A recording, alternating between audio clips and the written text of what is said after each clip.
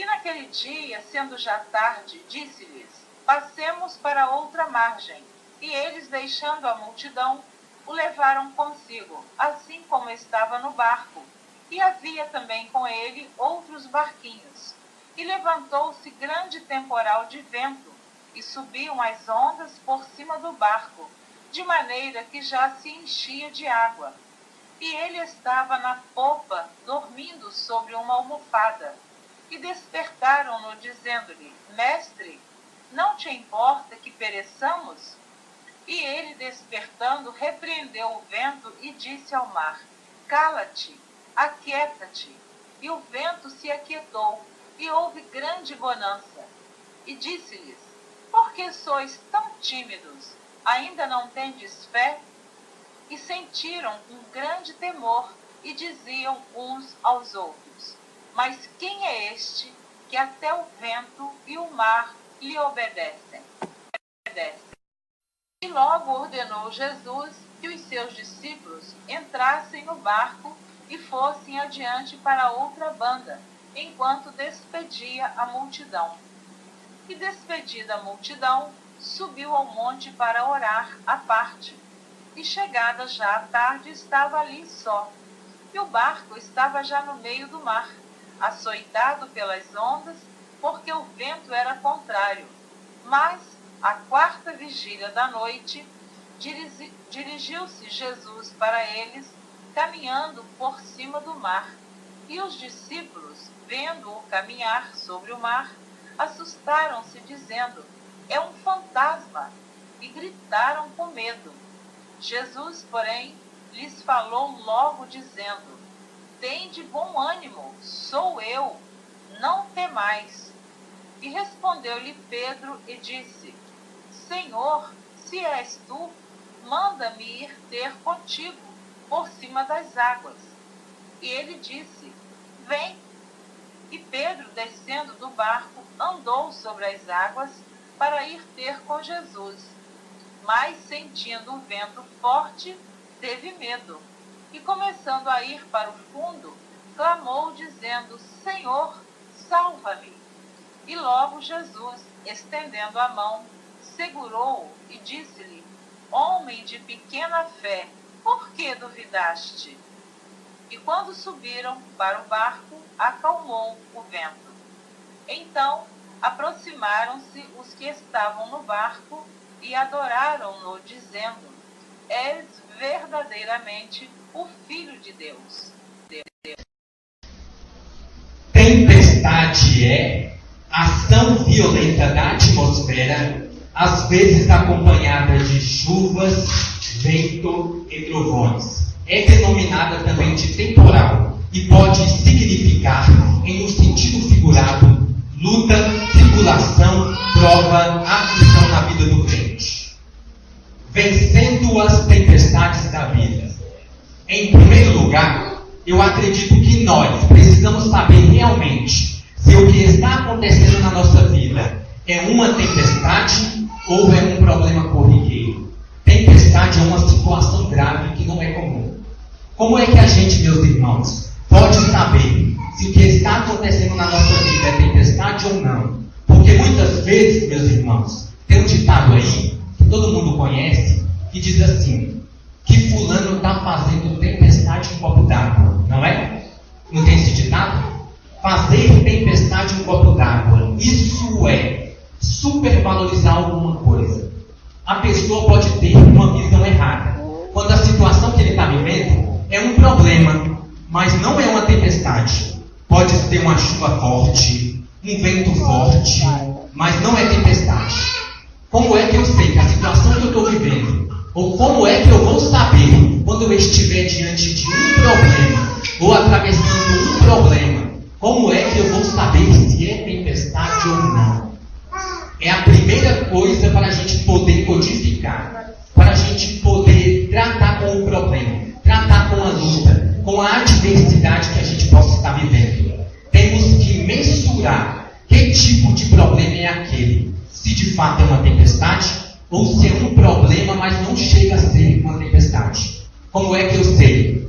Vamos a alguns princípios, algumas evidências que vão mostrar se um problema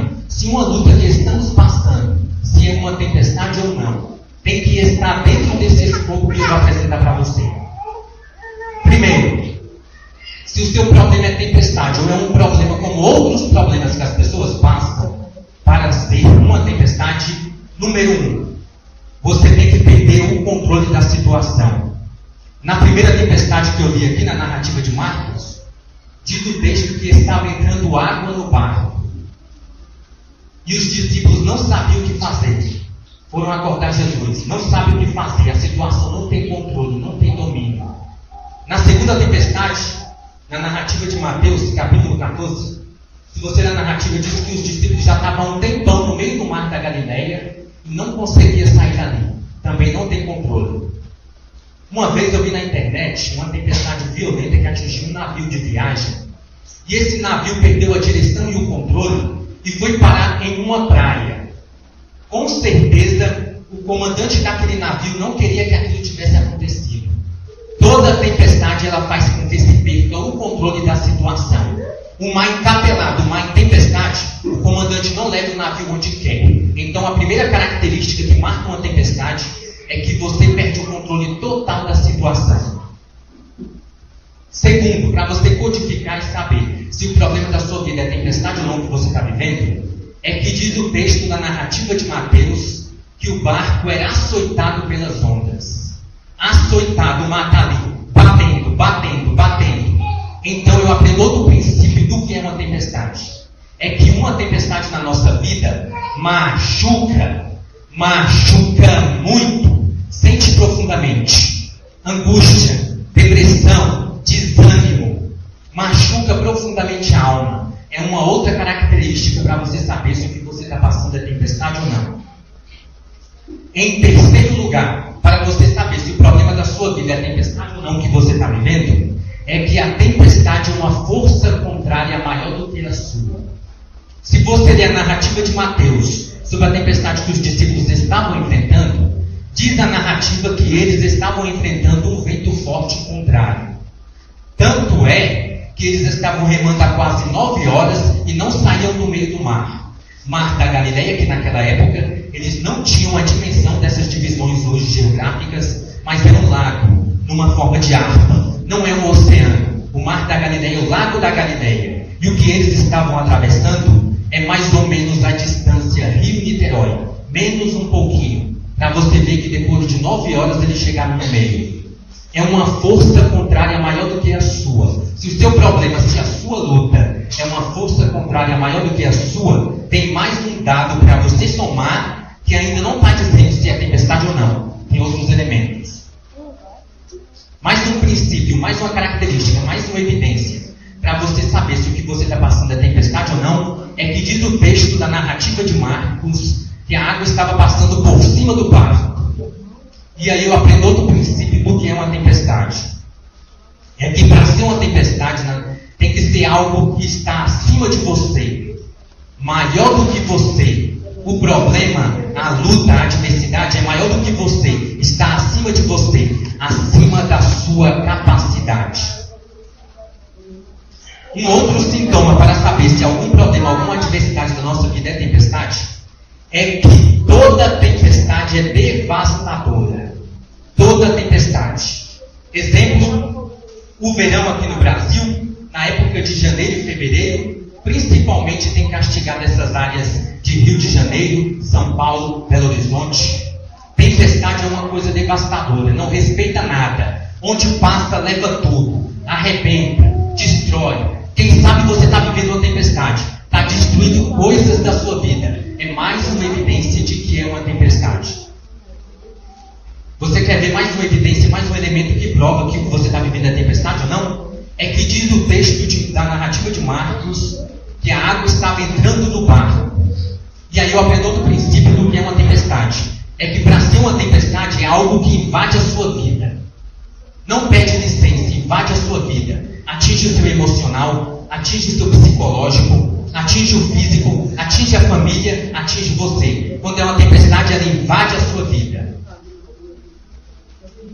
Uma outra característica, uma outra evidência para você saber se o que você está vivendo é tempestade ou não, é que a água entrando no barco, numa tempestade, leva o barco a pique.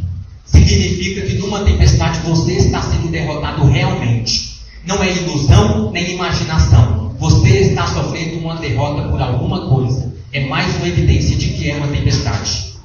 E em último lugar, última evidência para você codificar se o que você está vivendo é tempestade ou não, é que na tempestade se perde o equilíbrio. Você pode ver isso em filme, em documentário. Em uma tempestade violenta, nem marinheiro experiente anda solto. Nem marinheiro experiente. Derruba tudo. Derruba piano, derruba gente, derruba panela, derruba tudo. E numa tempestade se perde equilíbrio. Se perde equilíbrio emocional, se perde equilíbrio mental, se perde equilíbrio físico, se perde equilíbrio na família, se perde equilíbrio financeiro. A área que a tempestade estiver batendo faz você perder o equilíbrio. Se esses sintomas estão acontecendo na sua vida, ou se acontecerem, tempestade à vista. Eu quis dizer isso aqui para que você não diga que está vivendo uma tempestade quando todos esses elementos que eu falei não estão acontecendo com você. E também você não subestime dizendo que não está vivendo uma tempestade quando todos esses elementos que eu falei estão acontecendo com você. Mas como é que a gente vence as tempestades da vida? Os problemas sérios, graves, que transtornam a nossa vida, que podem nos levar à catástrofe, que podem nos destruir. Como é que a gente vence as tempestades da vida? Mas primeiro eu quero fazer uma pergunta para você que está aqui nessa noite. Eu quero ver se vocês estão animados. Vocês querem vencer as tempestades da vida? Se você quer vencer as tempestades, se você está vivendo tempestade, ou se você quer estar preparado quando a tempestade chegar e você vencê-la, número 1, não deixe o pavor dominar você. Existe uma diferença de medo e pavor. Medo tem base racional. Medo é uma defesa do psiquismo humano, algo que foge do controle do ser humano. O que foge do controle do ser humano gera medo. O medo normal de algo que foge do nosso controle, ele faz a gente ficar mais atento, tomar mais cuidado, ele é benéfico, ele é normal. Pavor é um medo incontrolável. Não permita o pavor dominar vocês, porque se você permitir, sabe o que ele vai produzir em você?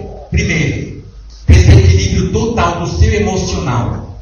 Segundo, perda do raciocínio lógico. Terceiro, todo o seu potencial é neutralizado para você não agir diante da situação. Quarto, você pode ter delírio e ilusões.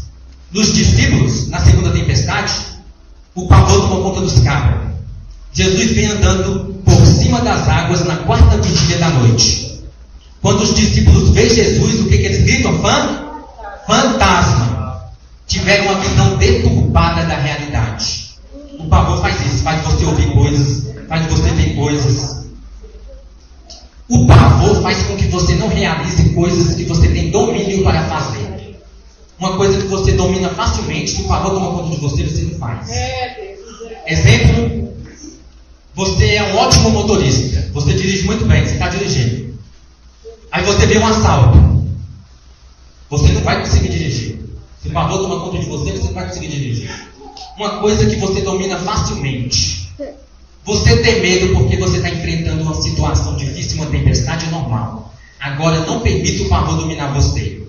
O pessoal que trabalha em salvamento de situações perigosas eles dizem que muitas pessoas morrem em face do perigo porque são dominadas pelo pavor. Se tivessem medo, mas não permitisse o pavor dominá-las, poderiam ser salvas. Porque o pavor faz as pessoas tomarem atitudes erradas e neutraliza o seu potencial. Aí você precisa de quê? De coragem. O que é coragem? Domínio do medo, resistência ao medo, mas não a ausência de medo. Se você quiser vencer as tempestades da vida, não deixe o pavor dominar você. Segundo, se você quer vencer as tempestades da vida, em segundo lugar, use todo o seu potencial até o limite máximo. No caso aqui dessa tempestade registrada em Mateus, faz uma continha comigo. Entre 6 e 7 horas da noite, os discípulos entraram no barco para atravessar o mar da Galileia. Diz o texto que na quarta vigília da noite, entre 3 e 6 horas da manhã, eles estavam no meio do mar da Galileia. Estavam exaustos, cansados. Estavam a 8, 9 horas remando. Estavam dando eles tinham, toda a capacidade, toda a energia. Meu irmão, se você estiver enfrentando uma tempestade, use todo o seu potencial até o limite máximo, senão ela vai engolir você. Em terceiro lugar, se você quer vencer as tempestades da vida, não desista. Não desista. Se você analisar o texto, eles estavam no lago em uma direção com um vento forte contrário. Se eles largam o remo, ou se eles param de remar, aquele vento ia jogá-los em alguma praia. Porque eles estavam no lago, todos cercados, eles não estavam no oceano, onde o vento contrário pode levar para o meio do oceano e destruir a embarcação. Eles estavam em uma direção com o vento forte contrário. Se eles param de remar, eles iam voltar pelo menos para o lugar de origem ou perto do lugar. Só que eles tinham um objetivo. Eles queriam chegar do outro lado. Então eles estavam lutando contra aquela tempestade. Deus também está dizendo para você aqui: se você quiser vencer as tempestades, não desista, porque você vai chegar do outro lado também. Olha o que Jesus diz 2 vezes, tanto na primeira quanto na segunda tempestade. Por que sois tão tímidos? Ainda não tens fé? Depois Jesus vai dizer para Pedro: homem de pouca fé, se você quer vencer as tempestades, tenha fé. Acredite que você pode vencer essa tempestade. Acredite que essa tempestade não vai destruir você. Se tem uma coisa que chamava a atenção de Jesus, é fé. Não chamava a atenção de Jesus a aparência. Não chamava a atenção de Jesus a eloquência. Não chamava a atenção de Jesus a retórica. Não chamava a atenção de Jesus a cara de manso. Nada disso chamava a atenção de Jesus. É só você pegar a Bíblia.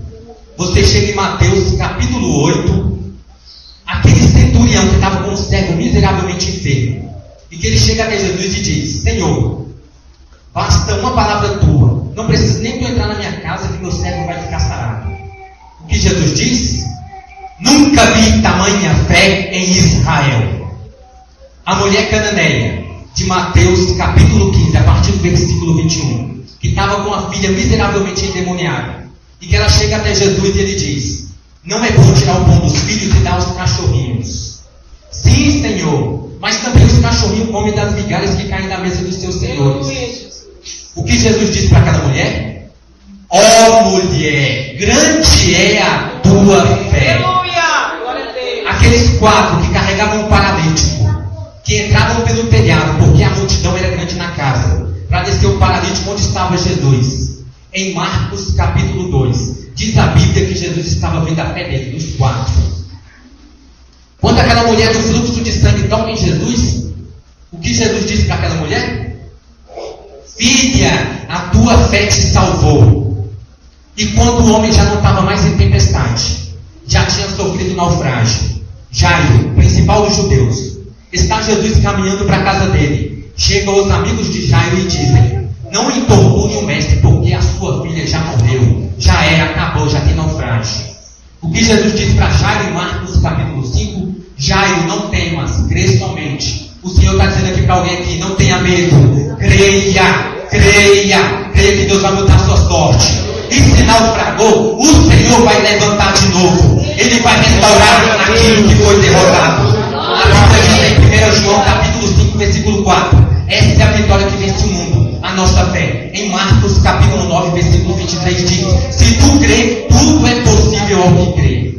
Não existe um elemento para agradar mais a Deus do que a fé. Hebreus capítulo 11, versículo 6: ora, sem fé é impossível agradar-lhe, porque é necessário que aquele que se aproxima de Deus creia que Ele existe, que é galardoador dos que o buscam. Creia, querido, em nome do Senhor Jesus. Creia que essa tempestade não vai durar para sempre. Creia que essa tempestade não vai destruir você.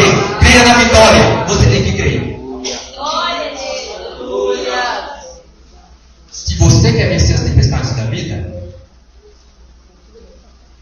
primeiro, não deixe o pavor dominar você. Segundo, use todo o seu potencial até o limite máximo. Terceiro, não desista. Quarto, tenha fé. Quinto, clame por Jesus. Lembra na primeira tempestade? Mestre, não te importa que pereçamos? Pedro afundando na salva-me. Sabe o que eu vejo no meio do povo de Deus? Eu vou aqui falar para os domésticos da fé, para meus irmãos em Cristo. Tem gente que clama para tantas pessoas, mas não clama para quem é de direito. Tem gente que está vivendo uma tempestade, um problema sério, liga para meia dúzia. Vai irmã Maria, o irmão João, vai no irmão da oração, o irmão que profetiza e que ora e Jesus cura, e corre aqui, corre ali, vai na casa de não sei quem. Você está vivendo uma tempestade? Ela chegou?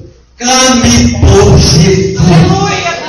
Porque Ele nunca deixou sem resposta aquele que clama por Ele. Jeremias capítulo 33, versículo 3 diz assim: clame a mim, responder-te-ei, e anunciar-te-ei coisas grandes e firmes que não sabes.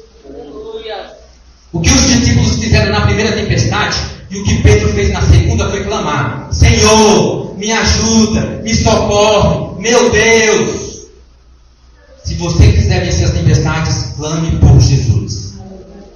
Se você quer vencer as tempestades da vida, não deixe o pavor dominar você. Se você quiser vencer as tempestades da vida, use todo o seu potencial até o limite máximo. Se você quer vencer as tempestades da vida, não desista. Se você quer vencer as tempestades da vida, tenha fé. Se você quer vencer as tempestades da vida, clame por Jesus. E se você quer vencer as tempestades da vida, não saia do lugar que você está, a não ser que o Senhor Jesus ordene. Aleluia. Por pior que seja a tempestade, o melhor lugar para estar é o barco. Por pior que seja a tempestade que você está passando no teu casamento, na tua família, na tua casa, no teu negócio, ainda o melhor lugar é esse aí. Se você pular fora do barco em uma tempestade, meu irmão, vai morrer mais rápido. Vai morrer afogado. Pode estar até entrando água no barco, mas ainda o melhor lugar é o barco. Não saia do lugar que você está, a não ser que o Senhor determine. Pedro só botou o pé para fora do barco porque Jesus disse: pode vir, Pedro. Eu garanto, você vai andar também. Porque senão ele morreria. Deus está falando para alguma pessoa aqui que quer abandonar o barco. Quem sabe se o barco é o teu casamento? Quem sabe se o barco é a tua família? Quem sabe a tempestade é esse filho que está provocando uma tempestade? Quem sabe você está dizendo: eu não aguento mais, eu vou jogar fora. Eu não aguento mais com esse filho. Eu não aguento mais com essa filha. Eu não aguento mais com esse marido. Eu não aguento mais com essa mulher. Eu não aguento mais com esse negócio. Eu não aguento mais. Não saia do lugar que você está, a não ser que o Senhor determine. Fique aí, não saia. Se você quer vencer as tempestades da vida, não deixe o pavor dominar você. Se você quer vencer as tempestades da vida, use todo o seu potencial até o limite máximo. Se você quer vencer as tempestades da vida, não desista. Se você quer vencer as tempestades da vida, tenha fé. Se você quer vencer as tempestades da vida, clame por Jesus. Aleluia. Se você quer vencer as tempestades da vida, não saia do lugar que você está, a não ser que o Senhor determine. E se você quer vencer as tempestades da vida, obedeça a Jesus. Aleluia. Meu irmão, meus irmãos, se você ler as duas narrativas, os discípulos não entraram no barco para atravessar o mar da Galileia por livre recreação. Estavam debaixo de ordem. Pode ler, na primeira tempestade, em Marcos capítulo 4, versículo 35, diz assim: e naquele dia, sendo já tarde, disse-lhes: passemos para a outra margem.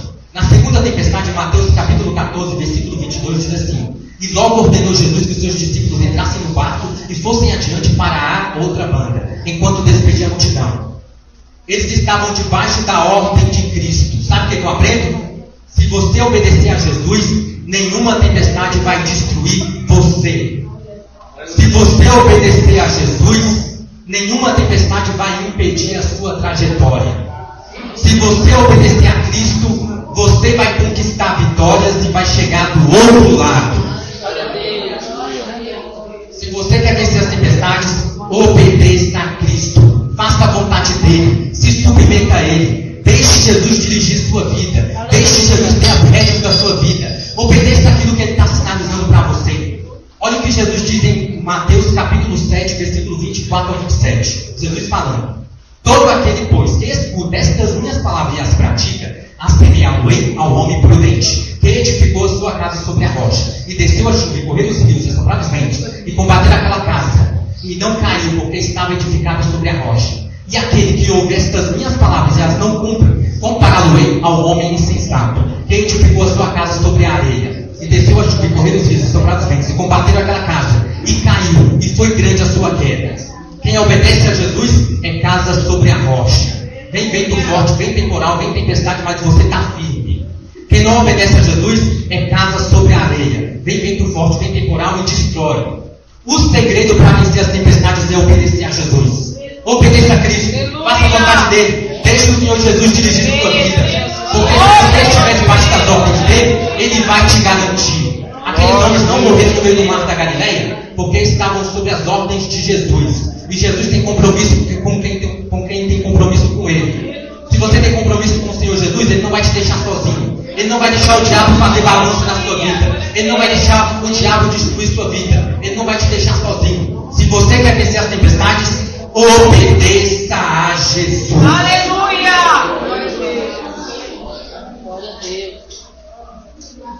Mas por que Deus permite a tempestade? Porque o Senhor Jesus não deixa a tempestade lá longe. Com todo respeito, eu fico vendo na televisão os pregadores do Evangelho triunfalista.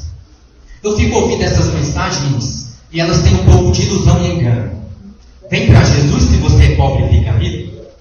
Vem para Jesus se você é empregado e vira patrão. Vem para Jesus se você não tem carro, vai ter carro zero. Venha para Jesus porque se você mora de aluguel, vai ter casa própria. Venha para Jesus porque se você estiver encalhado ou encalhado, vai arrumar um lindo casamento. Eu sei que Jesus faz tudo isso. Eu sei que Jesus faz tudo isso, mas sabe o que é? Sabe o que é? Quando a pessoa não conquista essas coisas, sabe o que dizem? É porque você não tem fé. É porque deve ter algum pecado escondido. Cria complexos na pessoa. Eu sei que Jesus faz tudo isso, mas isso não é a essência do Evangelho. Eu acho que esses pregadores do Evangelho triunfalista tinham que ter a humildade e a coragem para dizer para a pessoa: olha, querido, você pode ter muita fé, você pode ser muito santo, você pode buscar Deus, mas enquanto você estiver aqui nessa terra, te prepare para a luta, tribulação e tempestade. Seria mais honesto. Porque eu nunca ouvi Jesus dizer que a gente não teria lutas. E você conhece um texto que é bem conhecido, que é João capítulo 16, versículo 33. Tenho-vos dito isso para que em mim tenhais paz. No mundo tereis aflições. Não disse que ia ter? O apóstolo Paulo, com toda a bagagem, com toda a teologia, com toda a sabedoria, diz lá em Atos capítulo 19, que maravilhas extraordinárias eram operadas através da vida de Paulo. Mas Paulo ficou abatido. Ele declara em 2 Coríntios, capítulo 1, versículo 8. Porque não queremos, irmãos, que ignoreis a tribulação que nos sobreveio na Ásia, pois que fomos sobremaneira agravados mais do que podíamos suportar, de modo tal que até da vida desesperamos. O sofrimento dele foi tanto que até da vida ficou desesperado. 2 Coríntios, capítulo 1, versículo 8. Ele declara em 2 Coríntios, capítulo 4, versículo 8 e 9. Em tudo somos atribulados, mas não angustiados, perplexos, mas não desanimados, perseguidos, mas não desamparados, abatidos, mas não destruídos. Ele declara em 2 Coríntios, capítulo 7, versículo 5. Porque mesmo quando chegamos à Macedônia, nossa carne não teve repouso algum. Antes em tudo fomos atribulados. Por fora combate, temores por dentro. Como é que não tem luta? Como é que não tem adversidade? Foi Paulo que falou. Que evangelho é esse que o cristão não passa por luta, que não passa por adversidade? Mas por que Deus permite a tempestade na nossa vida? Você pode ter 20 anos de vida cristã. Você pode orar, você pode ser santo. Você pode se afastar do mal. Por que Deus permite a tempestade na nossa vida?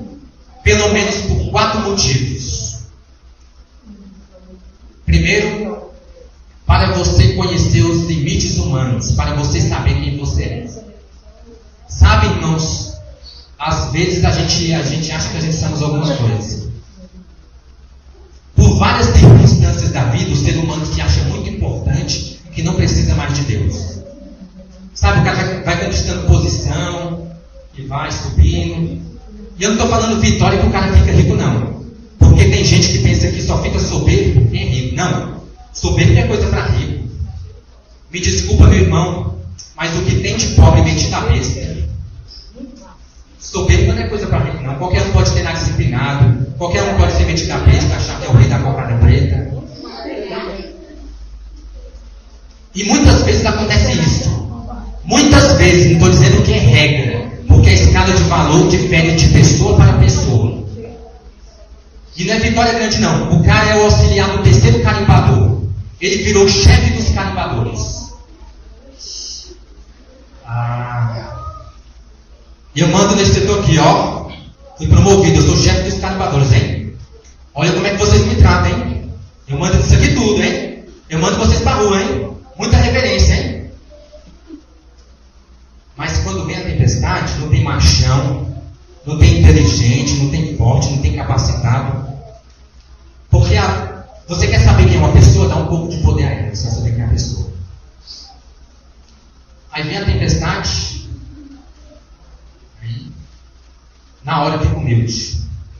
Salmo 40, o grande rei Davi, o couro está comendo, o pau está quebrando no ombro do grande rei Davi. A adversidade bateu na porta dele. Salmo 40. O grande rei Davi termina o Salmo 40 dizendo assim, ó: eu sou pobre e necessitado, mas o Senhor cuida de mim. Aleluia! Você sabe o que é isso? Um rei rico e poderoso dizer isso? Sim. Eu sou pobre e necessitado. Meu filho, você é pobre e necessitado? Quem não tem bambambam quando vem a tempestade. Quando o dia mal chega, todo mundo fica no mesmo nível. Pode ser rico. E muitas vezes Deus permite a tempestade para que o indivíduo desça ao nível do que realmente é. Uma das coisas que Deus mais odeia é a soberba. Foi o pecado do anjo que quis ser e acabou sendo humilhado. O apóstolo Paulo, você lê 2 Coríntios capítulo 12. Diz lá que ele teve revelações que não era lícito falar aos homens. O cara teve revelações tão fantásticas que não era nem permitido falar aos homens. Aí Deus olhou assim para ele e falou assim: ixi, vou mandar uma tribulaçãozinha pro garoto, senão o garoto vai ficar besta e vai se desviar. Em 2 Coríntios capítulo 12, versículo 7 diz assim: e para que me não exaltasse pelas excelências das revelações, foi-me dado um espinho na carne, a saber, um mensageiro de Satanás, a fim de me esbofetear para me não exaltar. O espinho na carne do apóstolo Paulo foi para ele não se exaltar. Está lá no texto, foi permissão de Deus. Porque tem gente que se gabando de tanta coisa, mas basta só uma gripe, uma garganta inflamada, uma febrezinha nele, já fica: ai meu Deus, me ajuda. E Deus pede tempestade para isso, para você saber quem você é. Aí você vai, na tempestade você não vai dizer que você é o bambambam, porque você vai lembrar que você é pobre. Então Deus permite a tempestade para você conhecer os limites humanos, para você saber quem você é. E em segundo lugar, isso aqui é interessante, para você saber quem é Jesus. Tem muita gente com a ideia errada, deturpada de Jesus. Um filósofo, um grande profeta. Nem filósofo, nem grande profeta, é muito mais que isso. Jesus declarou em João capítulo 14, versículo 6: eu sou o caminho e a verdade e a vida, ninguém vem ao Pai a não ser por mim. Ele declara em João capítulo 11, versículo 25: eu sou a ressurreição e a vida, quem crê em mim, ainda que esteja morto, viverá. Pedro declara quem é Jesus em Atos capítulo 4, versículo 12: em nenhum outro há salvação, porque também debaixo dos céus nenhum outro nome há dado entre os homens pelo qual devamos ser salvos. E o apóstolo João diz quem realmente é Jesus em 1 João capítulo 5, versículo 20.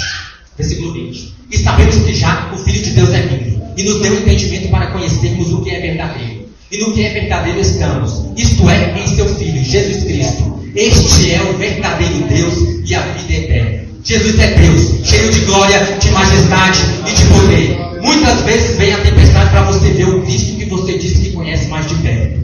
Porque tem muita gente na igreja com conhecimento superficial de Cristo. Tem muita gente na igreja com conhecimento muito pequeno de Jesus. Mas quando vem a tempestade, você conhece mais o seu Senhor. Você conhece mais o poder do Senhor que você diz que crê.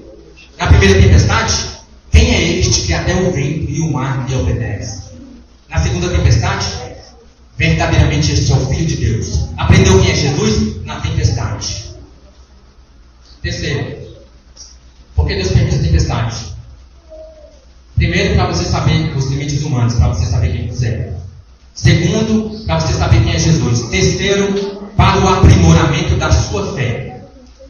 Se você ler as duas narrativas, são as mesmas figuras, os mesmos. Quem está na primeira tempestade está na segunda. Na primeira tempestade, os discípulos acordam Jesus. Não acordam Jesus crendo que Jesus podia acalmar o vento e o mar. Qual é a prova?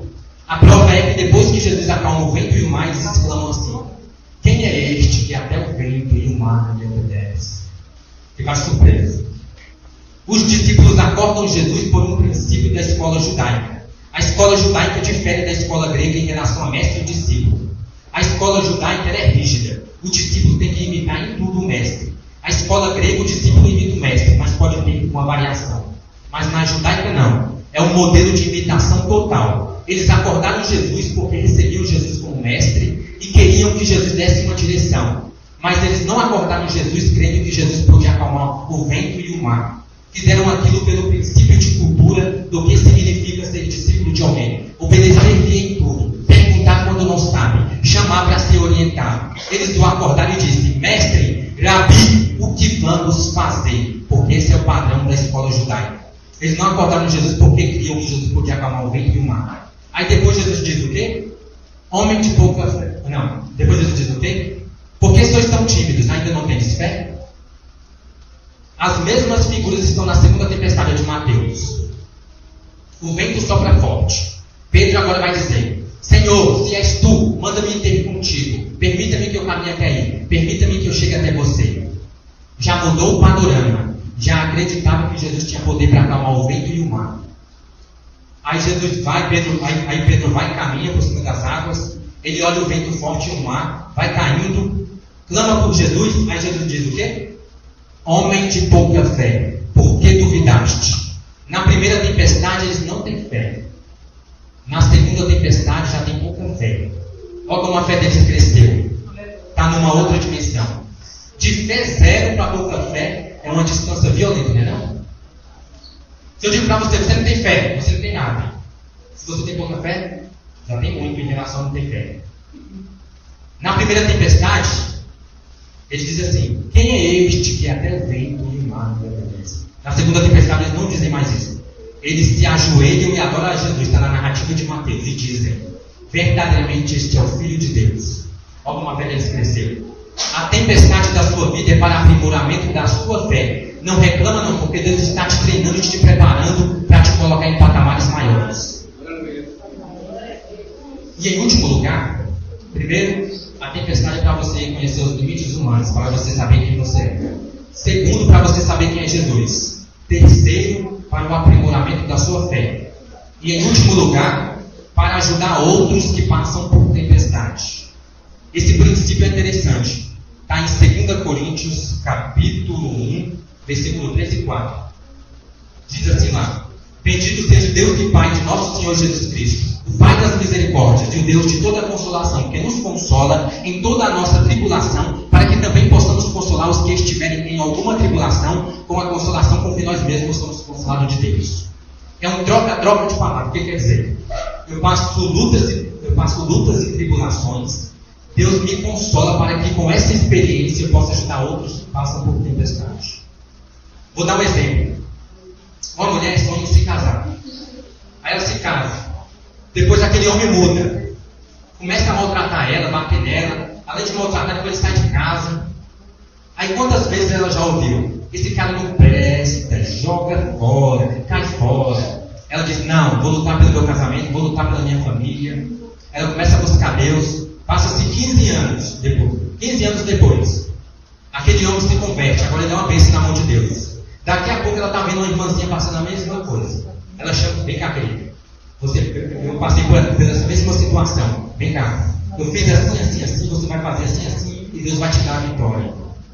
Eu dei esse exemplo. Eu podia ter dado outro exemplo. Por exemplo, um empresário que quase quebrou. Essa é a grandeza do Evangelho. Você passa lutas e tribulações para ajudar outros. E eu quero encerrar dizendo duas verdades sobre tempestade. A primeira verdade é: comparando a nossa vida com a embarcação, a presença de Jesus na embarcação da nossa vida não significa ausência de tempestade. Significa significa que o barco jamais vai naufragar. Receba essa palavra em nome de Jesus. Tempestade, mas seu barco não vai afundar. Vai ter luta mesmo, mas seu barco vai continuar inteiro. Aquele barco não afundou. E a outra verdade é que nenhuma tempestade, não importa a origem, não importa o tamanho, não diz nada para Jesus. Nenhuma tempestade. Jesus é maior que qualquer tempestade. Sabe por quê? Porque Jesus controla todos os fenômenos que produzem a tempestade. Jesus controla as leis da natureza. Isso aqui é tão profundo. Sabe aquele problema da sua vida que você diz assim, ninguém resolve, não tem jeito? Esse problema aqui não tem jeito. Jesus não tem poder só para resolver. Jesus não tem poder só para resolver o fato. Jesus tem poder para resolver o que provoca o fato. Jesus acalmou o vento e o mar que causava a tempestade. Jesus não tem poder só para resolver o problema. Jesus tem poder para resolver o que provoca o problema. Tempestade não diz nada para Jesus. Na primeira tempestade, Jesus estava tirando a soneca lá. E os discípulos entrando, tudo apavorado, entrando água do barco, água por cima do barco. E Jesus dormindo. Na segunda tempestade, Jesus vem andando por cima das águas. E os discípulos já estavam vendo fantasma, já estavam apavorados. Nenhuma tempestade não diz nada para Jesus. O mar da Galileia é o que ameaçava os discípulos. É o que podia acabar com a vida deles. É o que conspirava contra eles. É o que era maior que eles. Aquilo que é maior do que você, aquilo que conspira contra você, que pode acabar com você, está literalmente debaixo dos pés de Jesus. Eu não vou dizer que está acontecendo com todo mundo, porque eu não sou criança nem leviano. Mas eu acredito pela fé, pela autoridade do nome de Jesus. Enquanto você está buscando Deus aqui, Deus está acalmando a tempestade de lá onde ela está acontecendo. No teu casamento, na sua família. Eu acredito. Porque tempestade não dura para sempre. Por quê? Tempestade não é notícia todo dia. Porque não é todo dia. O Salmo 30, versículo 5 diz assim: o choro pode durar uma noite, mas a alegria vem pelo amanhecer. Vai brilhar dia na sua vida. Vem tempo de vento leve. Vem tempo de água tranquila na sua vida. Eu sei que tem gente aqui que está vivendo tempestade, mas não se preocupe. Uma palavra de Jesus e a tempestade vai acalmar. Uma palavra.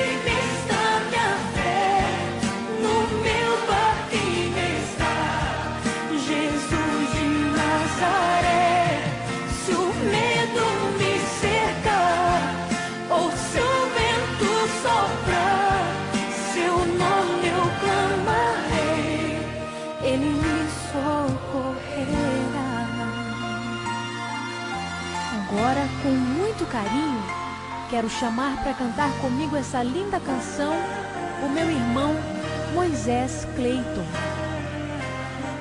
É um prazer para mim.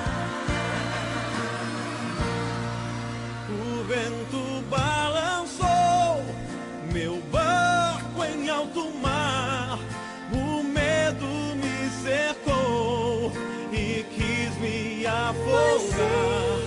Mas então eu clamei ao filho de Davi, e ele me escutou.